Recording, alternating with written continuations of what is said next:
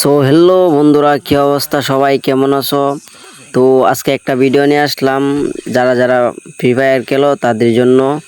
কিভাবে বিয়ার র্যাঙ্কে solo versus squad খেলবা, কেমনে কিল করবা বেশি বেশি করে, সবাইকে একটা টিপস দেখাবো যেটার জন্য তোমরা বেশি বেশি করে কিল করতে পারবা। চলো শুরু করা যাক, লেটস গো।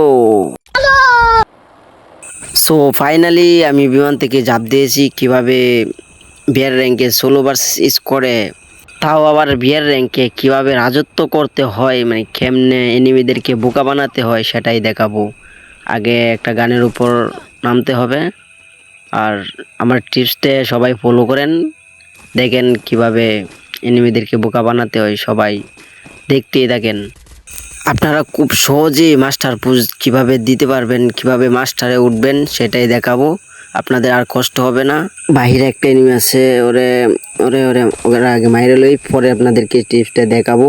আমি আগে ওরে ঠান্ডা করে নেই, তারপরেই দেখা যাবে কি হবে। ওই ভাই ভাই মারিস না, ভাই মারিস না, ভাই ভাই।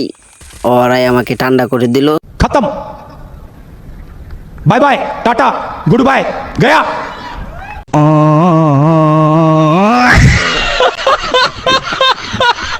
আজ আপনাদেরকে কি একটা টিপস শিখালাম।